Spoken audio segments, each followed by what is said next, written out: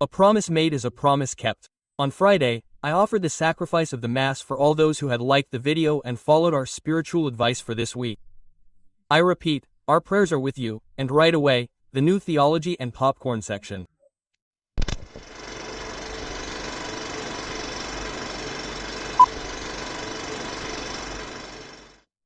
This week, I suggest we take a look, for once, at a television series that has just been released on Netflix, Messiah.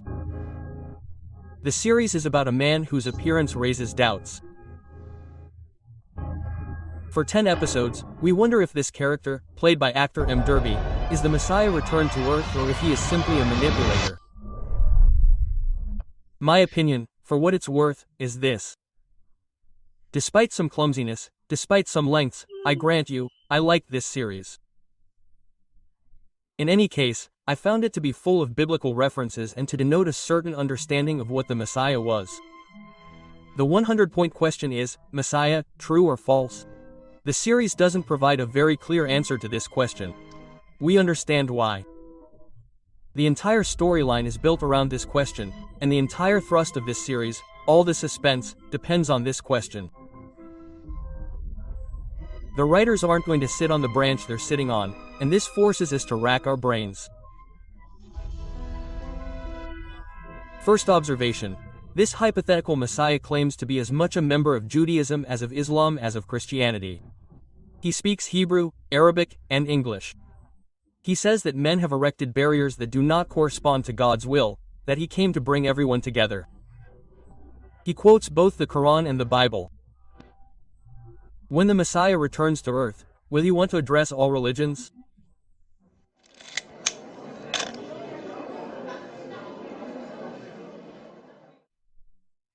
In a certain sense, yes, in those mortal days, Christ spoke only to the Israelites. But when he returns, all men will see him, says the Gospel. All men. Moreover, the Jews are still waiting for the Messiah. Muslims are waiting for the return of ISIS, and so are we. The return of the Messiah is indeed a common trait in these three religions. Why did the series deprive itself of it? I think the idea is very good, and I think it also rejuvenates interreligious discourse. Our common point is no longer backward. We are all descendants of Abraham, as we sometimes hear, which is a somewhat outdated cliché. But our common point is in the future, the expectation of the parousia of the Savior. This even allows us to take atheism into account. Many atheists await the coming of a champion of freedom, of progress, a providential man, whatever you want. But deep in the heart of every man, there is the expectation of a savior. This is what the series reminds you of, and it is its starting point, and it is not bad.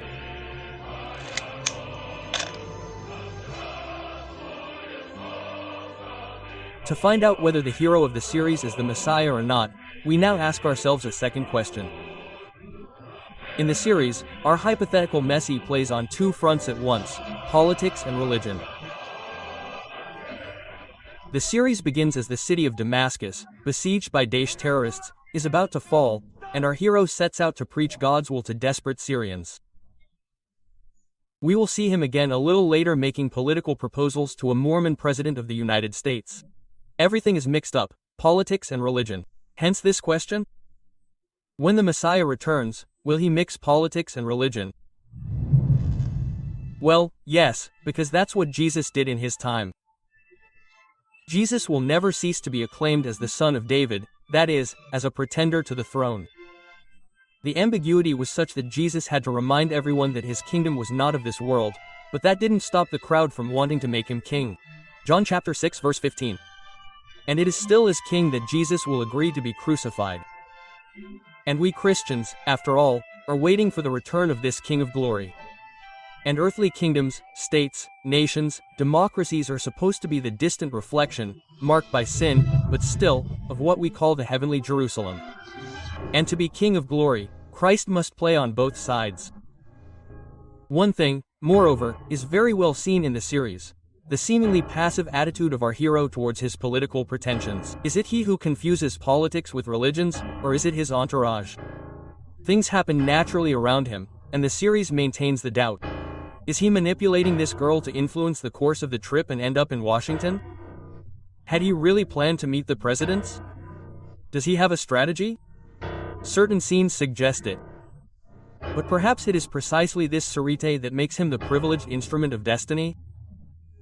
The question arises for him. It already arose for Jesus, as the Gentler series notes.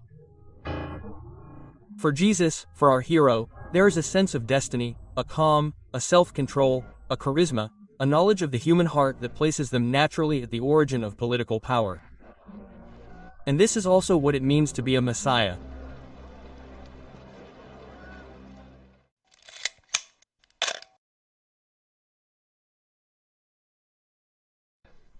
Third criterion to know if he can truly be the Messiah. Is what he says compatible with the sound doctrine of the Catholic faith? In our series, the hero does not formally say anything heretical and our hero preaches God, the end of history, mercy like Jesus. What should we think of this?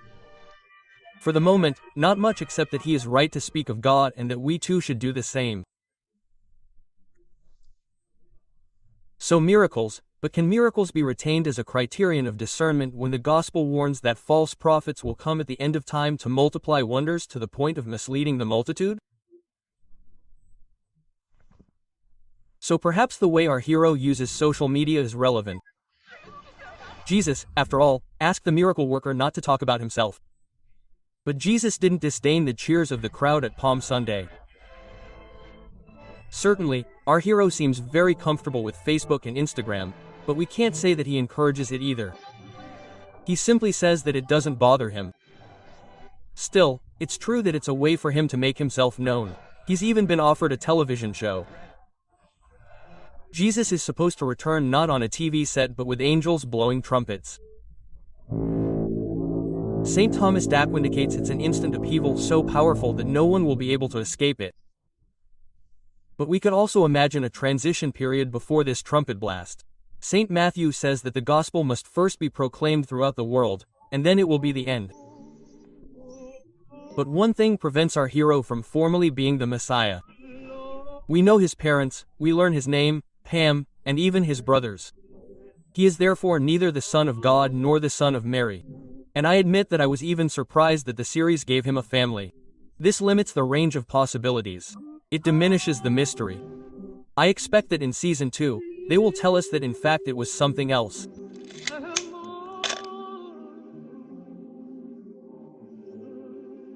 A priori, as we have just said, Pam cannot be the Messiah returned to the theme. But that still leaves many possibilities. Prophet, false prophet, antichrist, madman, manipulator, man of good will. And it is this vagueness that we are now focusing on. We will give it all its weight to this vagueness, even if it means creating an anachronism. Take Jesus, give him Adidas shoes, and give him a modern look. What would be the difference between Jesus and Pam? Did Jesus give the same impression to these contemporaries that Pam gives us when we watch this series? It's ultimately much easier for us to be Christians now than it was in Jesus' time. Jesus' message no longer needs to be proven. Centuries have proven that Jesus was not a manipulator. But back then, I told you about our hero's all too human origins. I even told you that this prevented us from seeing the Messiah in him. But at the time of Jesus, no one knew about Mary's virginity. The New Testament hadn't been written yet. Everything was unclear to the apostles. And for them, Jesus certainly had brothers. And besides, for them again, the title of Messiah wasn't necessarily a divine title. In the series, Pam miracles. Some believe it, others think it's magic or illusion. And Jesus, the Pharisees thought he had made a pact with the devil. Herod believed he was practicing magic. In the series, Pam is criticized by his brother who says he's crazy. But Jesus, his brothers wanted to have him committed. He'd lost his mind, he said. In the series, Pam immerses himself in the expectations of the desperate crowds and in the emotional misery of the people. Like Jesus, Pam says that it is God who acts through people's faith, and Jesus said, "Go, your faith has saved you." In Jesus' time, Pam could really have been mistaken for the Messiah, and not just for bad reasons. The parallels with Jesus are so numerous that I even wondered if the writers had ever said to themselves, let's imagine that Christ was born today and invent a series. The scene on the steps of the temple in Jerusalem recalls the purification of the temple. The scene with the prostitute in the hotel recalls Mary Magdalene. The President of the United States who wants to see Pam in secret recalls Nicodemus. Pam has terrorist friends, Oscar Wallace. Jesus also had an apostle, even Simon Ziote. So much so that our hesitation in front of this series means how would I have positioned myself in the time of Jesus? Would I have followed him? Would I have cried out against the impostor? And it is no longer I who judges the series, it is this series that judges me. No one can come to me unless the Father who sent me leads them there.